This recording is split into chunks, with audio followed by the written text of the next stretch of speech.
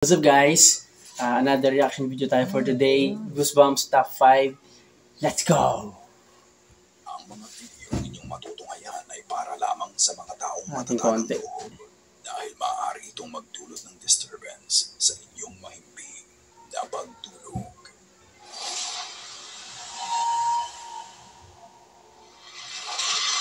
The Guard. The Guard. Itong video mapapanood ninyo ay kuha ng isang security guard sa Nuevo Laredo Mall sa Mexico. Mag-aalas 4 na ng madaling araw yun. Kakatapos lang niyang gawin ang kanyang rounds kaya nagpahinga muna siya sandali. Ngunit sa pagpikit ng kanyang mga mata, isang tinig ang gumising sa kanya kaya mabilis siyang napatayo at agad na nag-record gamit ang kanyang cellphone. Ito ang kanyang na-videohan. Bakit ba yung bata? Igogo. Ito, kinalabutan ako. Isipin nyo, madaling araw, alas 4. May bata. Gago, ginagawa ng bata dyan ng ganyang oras.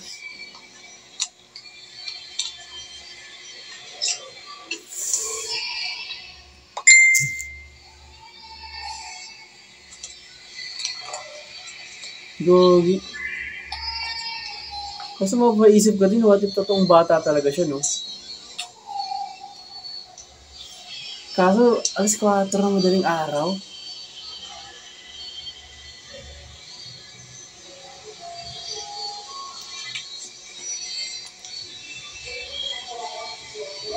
Gagi. Install the lot apps, but your phone is still missing the smart AI assistant called Dola. Dola can help you solve. Maririnig mo ang iyak ng bata sa video at nang tinutok niya ang camera Yung sa bata, kanya, gagi. makikita mong isang maliit na bata ang nakatayo malapit sa isang stall. Makikita mo pa ang pag-alis ng bata nang maglakad ito pakaliwa. Nang pupuntahan na sana ng gwardiya ang bata, maririnig mo ang paghina ng iyak nito at kasabay nun ay hindi na din niya makita ang bata. Maaari bang napahiwalay lang ang bata sa mga magulang niya? Pero kung gano'n, Ba't nandyan ba sila ng madaling araw? hindi niya nakita ang bata nung nag-ground siya. O kaya ay espiritu ito ng batang nawawala. Ano sa tingin niyo mga ka-goosebumps? Gagi. Ikaw na ang magpasya. Ghost Balloon. Kaos pa yun. Galing sa isang okasyon ng pamilya, habang sila ay papauwi na, isang babae ang natuwa sa anak nang nag-upload ng video at binigyan nga ito ng lobo. Wala naman silang inisip na kung ano tungkol dito.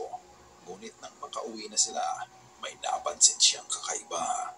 Naggulat na lang sila dahil nung natulog sila ay naiwan ang lobo sa sala. Ngunit pagkising nila, nasa kwarto na ng anak nila ang Igogo. Inilabas nga uli ng ama ang lobo at nagulat siya nang makita niyang gumalaw ang lobo ng mag-isa papunta sa anak nila. Gagi, paano yun? Dito Baka nga mamaya may, nag-video may siya something at yung nagbigay ng tinignan lobo. niya kung tama ang hinala niya. Ito ang nangyari. Ahora miren esto, miren esto. ¿Quién me puede explicar a mí esto? Mira, ella del cuarto, aquí tengo a la bebé durmiendo. Ella viene para acá, suelta el globo, mira dónde lo suelta. Mira que el globo queda solo ahí. Solo.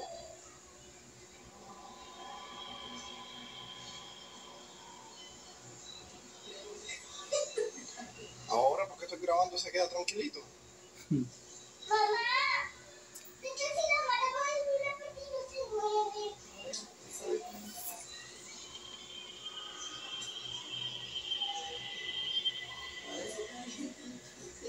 Yung tinagalaw. Mira, ahí va para el cuarto. Gogo.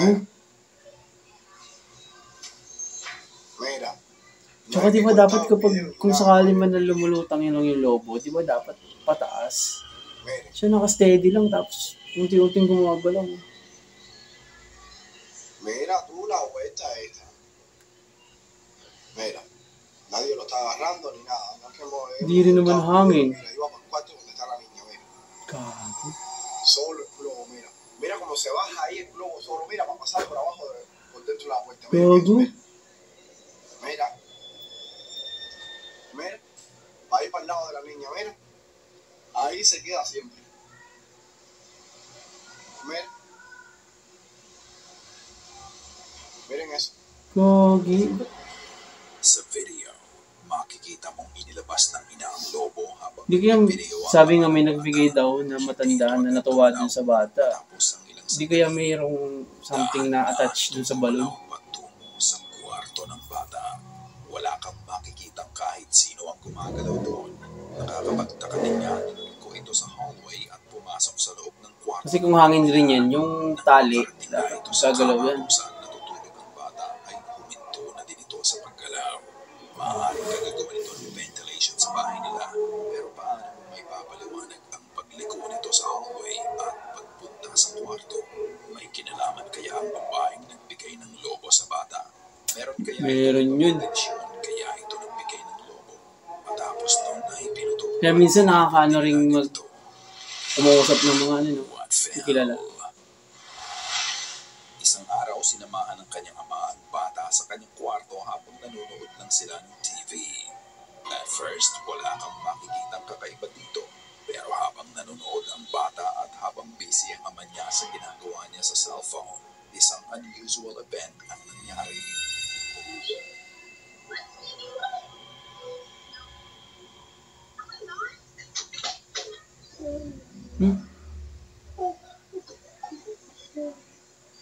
Nahulog.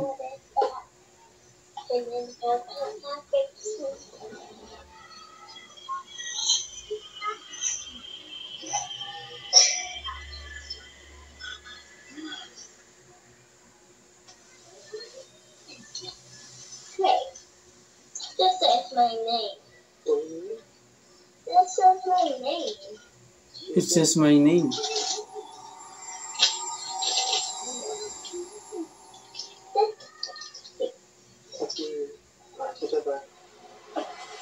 Sa una, hindi mo mapapansin na may nahulog sa TV stand.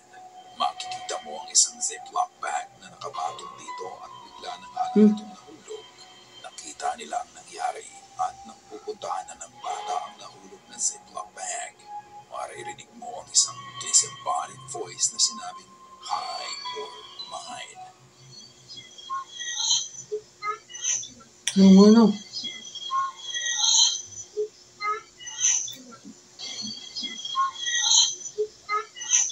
Natakot pa lalo ang nag-upload ng video dahil sa Ziploc bag. May posted note kung saan nakasulat ang pangalan ng bata. At kahit sila mismo ay nagtataka Gogi. dahil hindi naman nga daw sila ang nagsulat noon. Kaya pala sabi ng bata, it says my name. Doon sa bata, mula sa pagkahulog ng Ziploc bag sa TV stand na kumuha ng atensyon ng bata, ang boses na narinig na sinabing hi o mine. At ang posted note na may pangalan ng batang babae. Bukod nga sa nangyari, may napansin pa ba kayong kakaiba sa video? Ikaw na ang bahalang humusga. Gogi.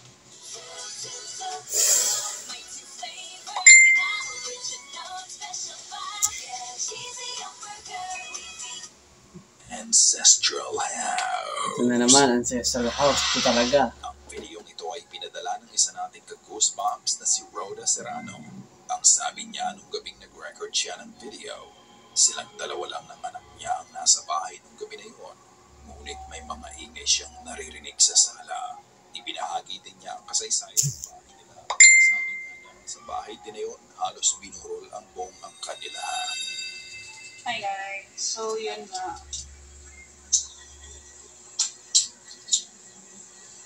Kanina pa kasi may... Nandito lang kasi kami sa kwarto ng anak ko, so... Kasi nandito, ito, naglalaro. Tapos ako, ito, nunood lang. So, dati naman ganito, actually, simula nung hindi pa hinahati itong bahay na to. Dati, ano to, may second floor, isa lang yung bahay namin. Nandito pa yung tita ko. So, may hagdanan pa. As in, dito, palugar yung hagdanan sa may kwarto na to, na ginawa na din ng kwarto. Ito lang talaga yung kwarto dito sa kabila. Diyan, kay nanay. Tapos, dati, madilim lagi dito sa taas kasi walang tao. Lagi kami lahat ng pamilya dito sa baba. Nanonood ng TV, gano'n. Buhay pa yung papa ko, buhay pa yung auntie ko, buhay pa yung lola. Ayun, minsan nagkakatingin lang din kami dito na may naglalakad sa taas, gano'n. Siyempre, walang nakatira eh, no? Natural, Parang buong angkan dito. parang natural na rin kasi yun na pag di tinitiran yung naman, okay naman. tinatao yung isang kwarto, talagang meron talagang titira. Makikita ng puting liwanag, gano'n, hayaan mo na lang. Wala, eto lang. Kanina ba kasi may tumutunog sa sana? Wait lang. Labas tayo. Ito muna yung anak mo habang busy siya naglalaro. So, ito yung sala namin. Ayan. Dilim? Madilim. Gogi. Ayan. Yung sala namin. So, ito. Wait lang nga, nasa may ilaw. Open ko lang dito yung lights. Ayan. Tayo. Ayan. So, ayun. Pasensya na sa mga sampay, ganyan. Ayan. Uy, gogo. Sa paglabas niya mula sa kwarto papunta sa kanilang sala, Gumulo yung makikita upuan. mong madilim sa lugar at may pagka-eerie ang bahay. Pagbukas niya ng ilaw, sa mismong harapan niya ay bigla na lang gumalaw ang upuan papunta sa kanya. Nagulat at halos mapasigaw na siya sa nangyari. Wala ka ding makikitang ibang tao o gumalaw sa upuan nang dumulas itong mag-isa. Ang kaluluwa Gago.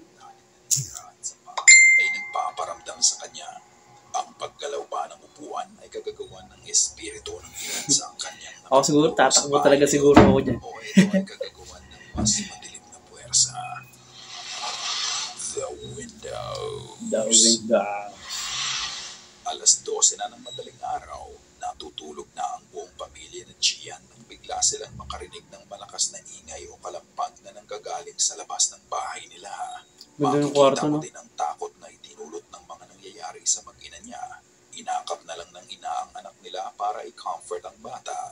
Ang buong akala ni Gian noong una ay may taong nanggugulo sa labas ng bahay nila. Ngunit nang lumabas siya ng bahay, eto ang nangyari. Balik na siya ng umo. Ano naman eh? Ayaw na sila sa aking kulera. Gogi. Yung mo kami dire. Pantag tao lang eh. Tatay ng buwang lagi. Gogo.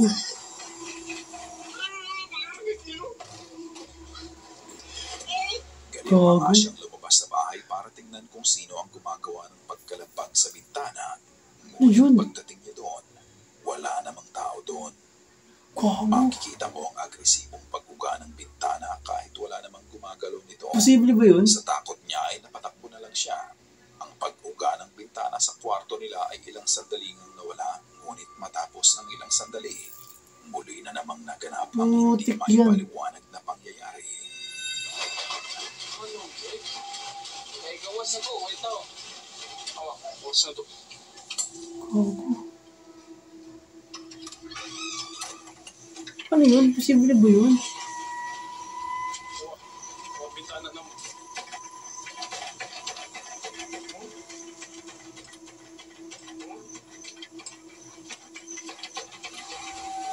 Wait ako.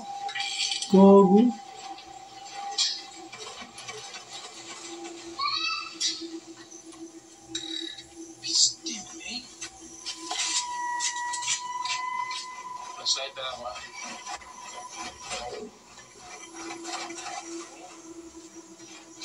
Ano nangyayari? Creepy naman yun.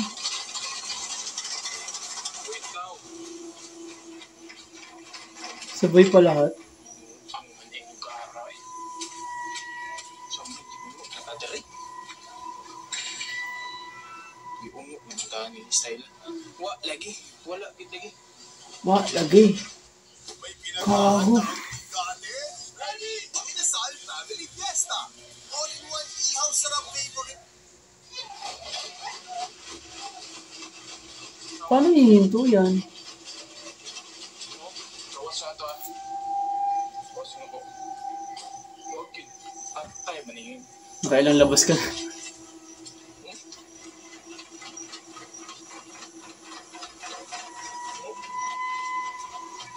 Hindi kaya may ano lang yan? Hindi ko din alam eh. Paano masasabit yan eh. Hindi kaya may... Hindi kaya may... Baka may paliwanag naman siguro sa ano structure ng bahay. Ano yung bubuan niyo, Drebi? Grabe naman na ano eh.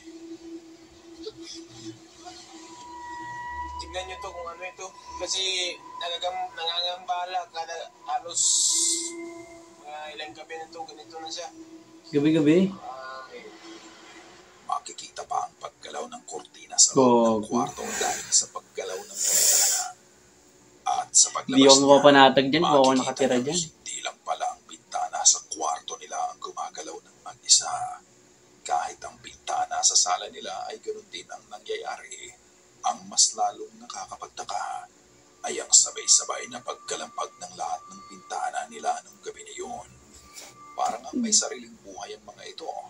Ilang gabi ng araw na may ganitong phenomena sa bahay nila kaya napatawag na lang siya sa KMJS dahil sa papabalagang ito.